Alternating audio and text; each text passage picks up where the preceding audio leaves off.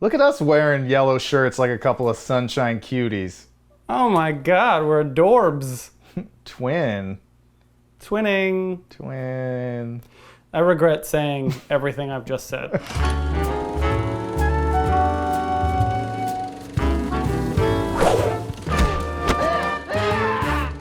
Lead us off. This is your movie. This is Yeah, my number. We're in the top 5 now. This is 5, baby. This is my top 5, and I already want to take it out. Wow. I'm gonna take because I like the film.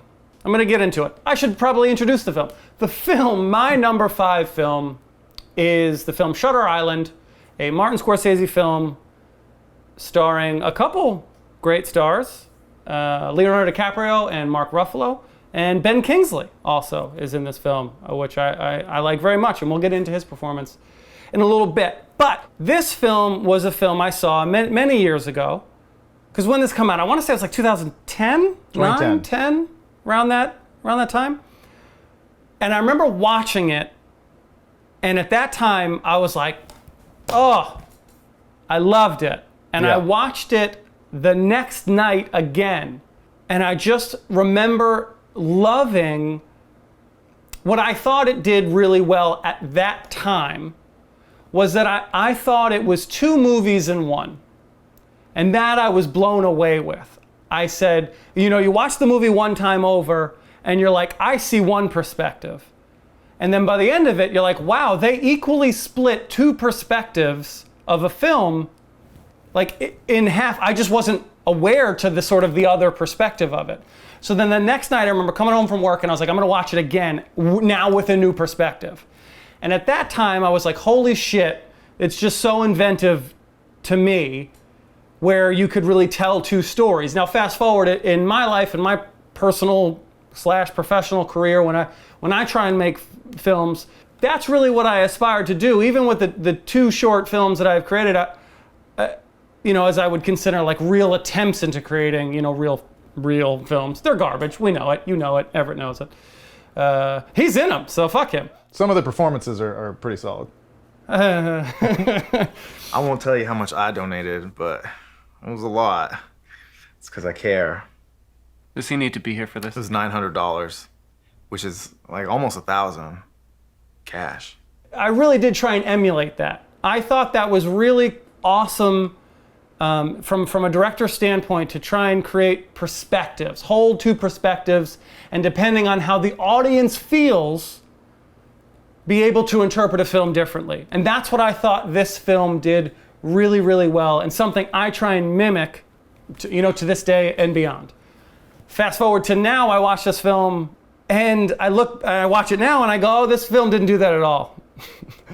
This film was very clear. There was very little gray area. It was just more of a twist than it was, oh, this could go either way. Yeah. And it's more up to you, the viewer, to decide which way you want it to go. And because of how I view films now, or how I view this film in particular, I'm much more intelligent now. Everyone knows that in terms of film. So it hits different for me. What are your thoughts on the film, Everett? I agree with a great deal of what you just said, and I think that's sort of one of the most fascinating things about this movie. Number one, just before I get into that, I was really surprised that this was on your top 10 list, especially so high, because it's just not like any other film really on your list, and it just felt really random. And I thought, wow, Keith just really loves Shutter Island. Like it's really strange. It's not like Charlie and the Chocolate Factory? You don't see the comparisons? Come on, Charlie. Viewers won't understand until they see the full scope of the rest of your top 10, but it's out of place. It is needless to say. It sticks out, and mostly because it is a good film, and that makes it out of place on your top 10 list. I enjoy this film overall, but I agree that sort of the problem of this film is that it's in my opinion, it's really only great once, maybe twice, as a viewing. And with each time after that, I was excited that you included it because I was like, oh, I love Shutter Island. I can't wait to watch it again. And then I watched it again, and I just thought, oh yeah, it's not as good when you know everything that's going to happen.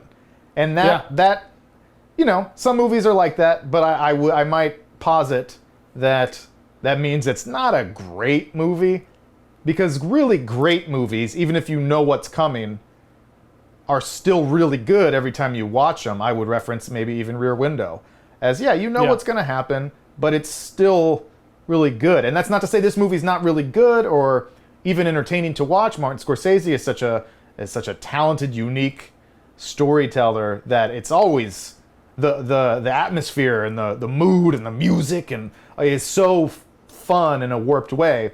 But it's, from a story standpoint, it does kind of fall flat. And very similarly to what you said, I too remember it being so much more ambiguous, and then watching it again and going like, no, it is cut and dry. Yeah, couldn't be more clear as to what happened in this film. Which would be worse? To live as a monster, or to die as a good man? So it's not the head, it's not the fun head fuck that you remember it is. It's just, it's a cool story, but when you know the twist, it's not that cool. You're correct. So that's why I would take, like, I hadn't seen it since, you know, that time frame. It's been, you know, almost a decade since I've seen it.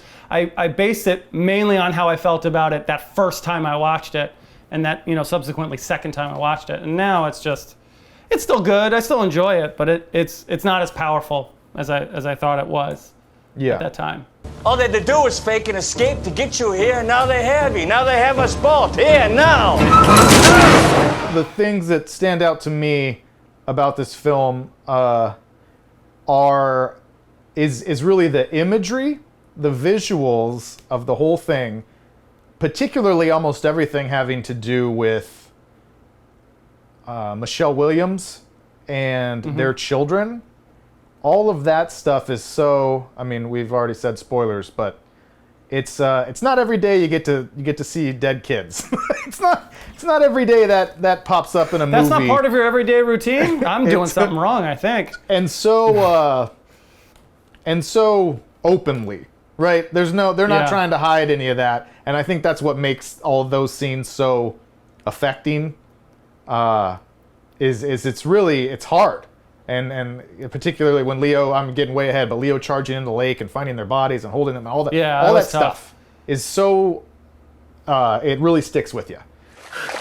Please, God, no!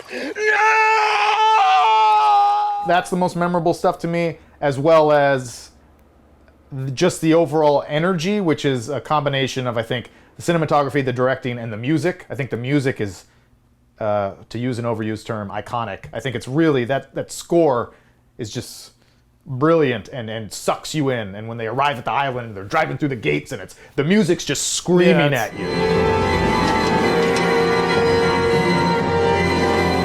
All right. Yeah, the music is, especially in that part, it's like almost like unwarranted, but they are really trying to drive the point home of how ominous this is.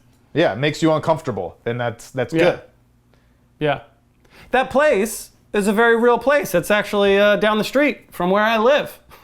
I will insert a photo of it that I have taken with my cell phone.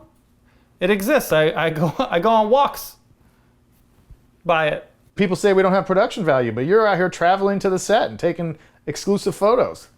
It's literally a 2 minute, not 2 minute. It's just sell it. You got to sell it a little more, Keith. He got on a plane and he canoed out to this place. Oh, it's in Boston. Yeah. I don't know if you know I live in Boston. Yeah, I'm familiar. You want to do your Boston accent for everybody? Yeah. This fucking guy, get him a calzone. I love that Everett's Boston accent is just a New York accent. They all sound the same. People, it's all the East Coast people. They all sound the same. On the West Coast, that's what we are. We're just they're all angry. New York. They're shouting at each other. You go, hey, can I get a breakfast sandwich? And they go, hey, you want some fucking cheese? It's crazy. You guys are nuts out there. Anybody past Utah speaks like that. Yeah, just shoulder checking you on the street for no reason. I've been there. I love it. I love it. So what else? I mean, what else do you love about this movie now that you've watched it and it's free falling off of your top 10? But there must be other things. No, that's it. No, I like Mark Ruffalo, and I really like Ben Kingsley. I thought Ben Kingsley was the best in my opinion. I thought Michelle Williams was very good too. Michelle Williams is perfect in everything. I think she's like just the best actress. I thought she played the crazy person very well. But to me, Ben Kingsley was the best because of what I thought he embodied what I liked about the film the whole time, like his mysterious nature. Why are you all wet, baby? Comes across evil, but it isn't. Like there's a real nuance to his performance that I just love. That you know, the first time you watch the film, you think he's the villain. You think he's this puppet master. And when you rewatch the film again, or when you really pay attention, he's really the hero of the film. He's really someone who's really trying to help, and because he cares so much, and you know, and his performance doesn't have to change to dictate sort of who that character is. You know, he's not like a you know, it's not that kind of character, and he doesn't play it in that kind of way. And he's not overly sympathetic. He's just sort of vague to a perfection, I would say. And I really love it. Even watching it this time, I really enjoy his part of the film more than anything. Yeah, Kingsley is an all-time great actor. Obviously, I love him in everything. He famously doesn't say no to anything, so he is in a ton.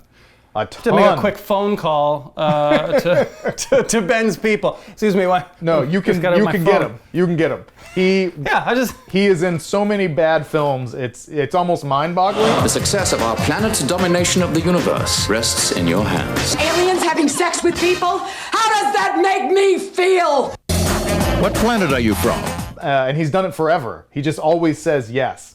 But those really great films, I mean, are phenomenal because he is such a talented actor. There's a lot of people that kind of pop up in this movie, even in small roles. Elias Koteas, I don't know. He's the original Scar guy that he imagines sitting next to I forget, Laetus, I think. Laetus, yeah. Laetus. He's sitting in the chair, and he's only in it for a moment. Actor who's also in Zodiac, which we didn't mention, and he's the Vallejo sergeant. And Casey Jones. I always notice him in movies because he was Casey Jones in the original Teenage Mutant Ninja Turtles. Class is Pain 101. Your instructor's Casey Jones. Which is one of the most badass, amazing roles ever. You do love a film that we need to talk about because I really love that movie. So since that was like my first movie, anytime Elias pops up in a movie, I'm like, ha, that's my guy. Also, what's his name? Jackie Earle Haley, maybe, is Rorschach in Watchmen, and he is the guy George Noyce at the end, who when he's going through the insane asylum, and the guy that comes up in that guy's really good. I better know that man as the hippie who makes the full court shot in Semi-Pro. Yes. He is also that person. Well, we've got an especially dirty hippie here down on the court trying to sink an impossible shot.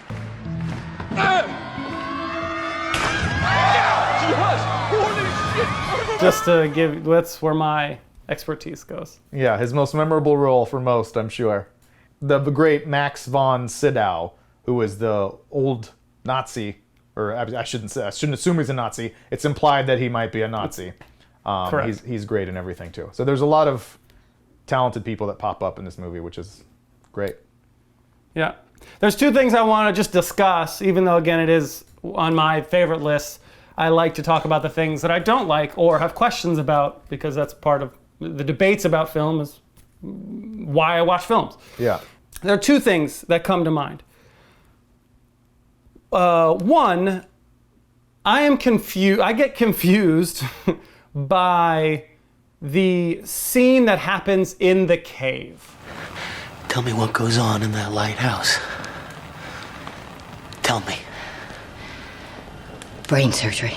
Everything else in the film that is, let's say, not set in reality, because there's plenty of things that are not set, that are just sort of in his mind. That scene in the cave feels very separate from every other type of scene like that, if the explanation at the end of the film is, well, you imagine that too. Because that's what it was. At the end of the film, they just go, oh, that person didn't exist. You had to make that up. Yeah. And we sort of just believe that at that moment in time. But that scene feels as real as literally any other scene. That part always bothers me because I feel like they're breaking their own rules. And I say that because if at the end of the film, it's going to be very cut and dry, as we both agree, like, it doesn't seem to be a mystery. It seems to be, well, this guy's crazy. This guy has made up this reality in his life and doesn't want to face the fact that he's a murderer and he's murdered his own wife.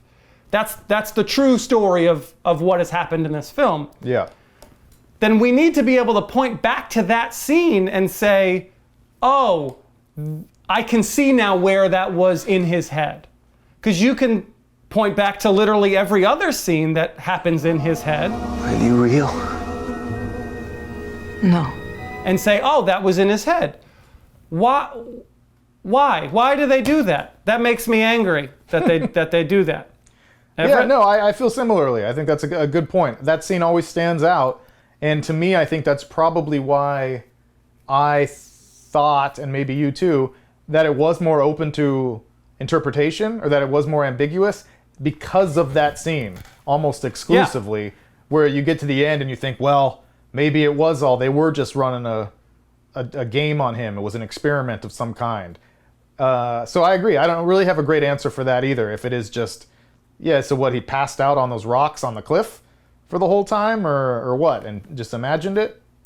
Then where was he? Or was he just talking to no one?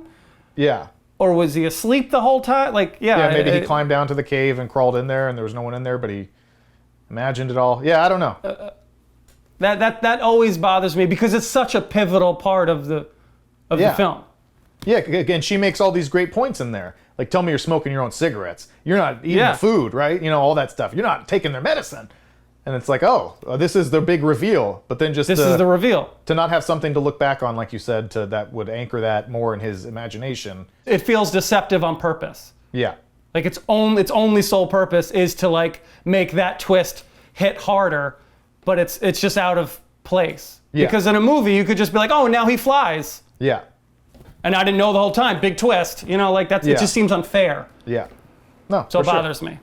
Scorsese, to me, is a really interesting director, obviously because he's so talented and unique in the way that he kind of expresses these stories, especially visually, and especially so much of his best work, I think, it just really assaults your senses. And I'm saying all this to say, obviously, Martin Scorsese is one of the greatest directors of all time. So I'm not complaining about his body of work. But something I notice within a lot of his films is these things that I would almost say are like mistakes, but obvious mistakes that I'm sure he saw and I'm sure everyone knew, whether they be special effects issues or just inconsistencies. And there's enough of those over his entire body of work that I think that I've just sort of invented this story in my head, this explanation,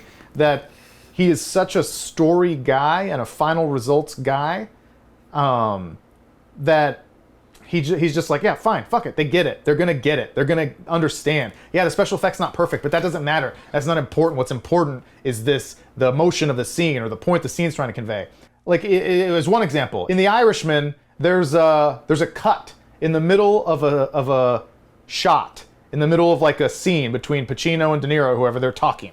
And it's not a movement cut. It's just De Niro's literally looking past the camera and delivering a line, and it's like it cuts to another take. But it's not a jump cut? Yeah. Where he's like, yeah, and that's That's how I feel. And then a slight movement of the camera that's a clear cut, and he's doing another take, but he's continuing his sentence. So it's weird. Yeah, it's very strange. And in Casino, I couldn't get to The Irishman. I watched half of it. In the first scene of Casino, when spoiler alert, Casino, when the first opening scene, Robert De Niro blows up in the car. He turns his car on and it blows up, and it's probably the worst special effect I've ever seen, where it clearly jump cuts to a different car with a mannequin in it, and it's like you can see it clearly.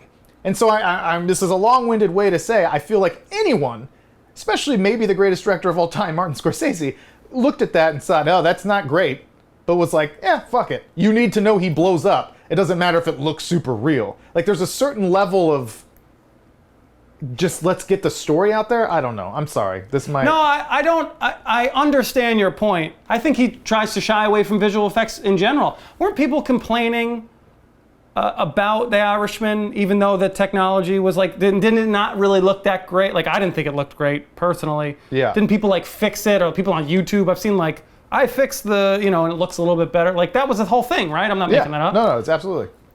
Yeah, so I would agree. I would agree. His whole masterclass was just about, like, just storytelling. I didn't find it super helpful, to be honest with you, because it was really specific to him. Yeah. It was just like, well, these are the stories that I like to tell, and here's why. It was just more information about what he likes and what's important to him, and it just seemed very process and story heavy. Yeah. I don't. He seemed like an older. He seemed like an old guy stuck in his ways, for lack of a better way of saying it, And back when he was young, they didn't have all that shit. So they just like throw a body double in a car. Like, it doesn't matter. Yeah. They get the point. So I would agree with you, based on everything he has said. It can be sort of misconstrued as being like experimental, where it's like, well, fuck it. Film is an imperfect medium. You're gonna get the point.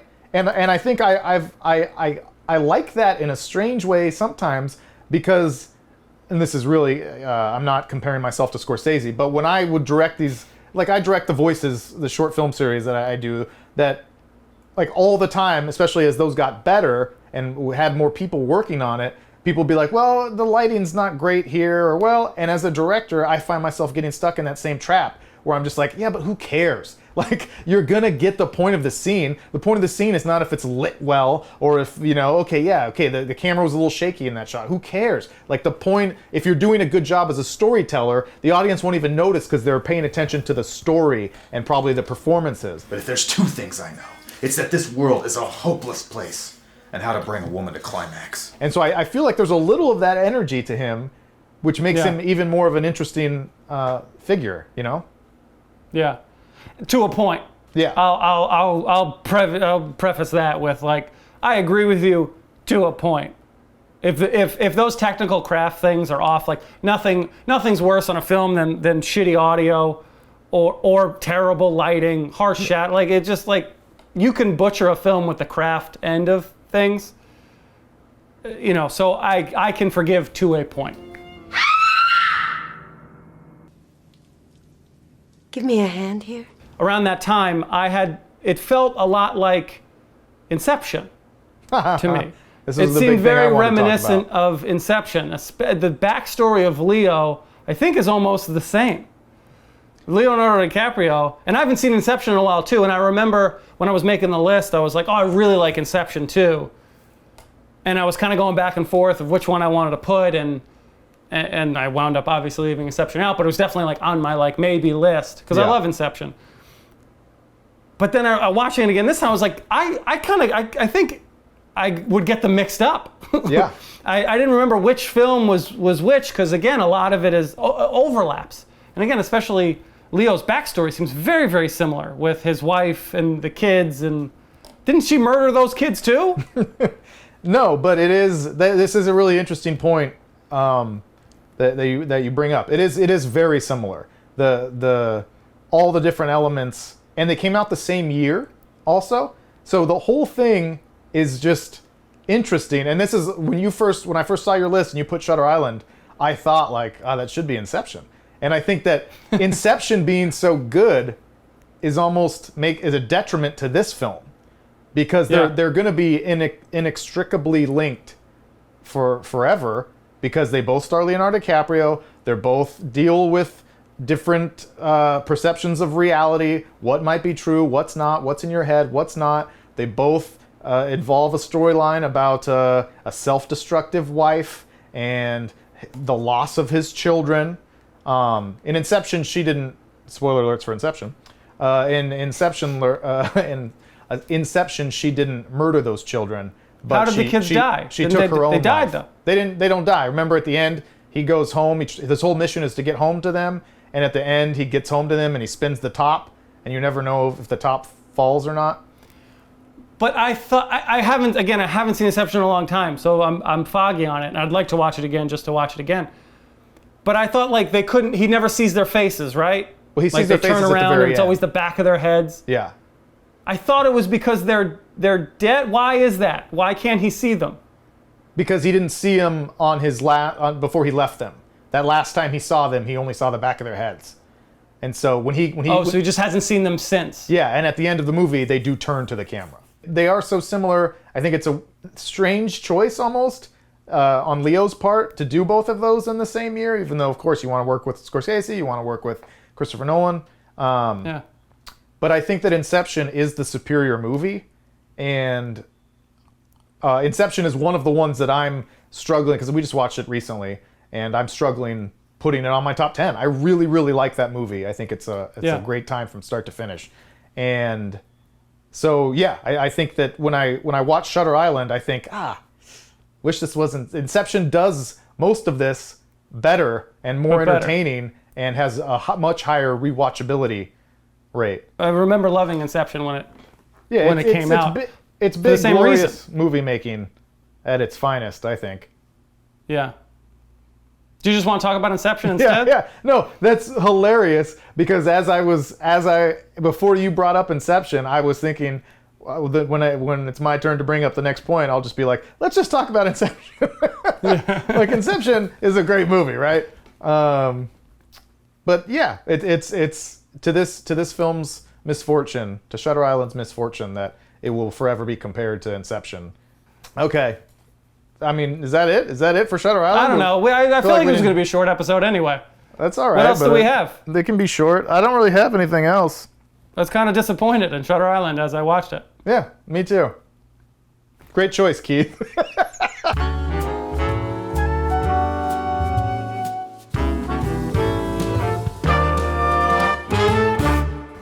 You know, we can talk about your penis. What? Your penis. We can talk about it.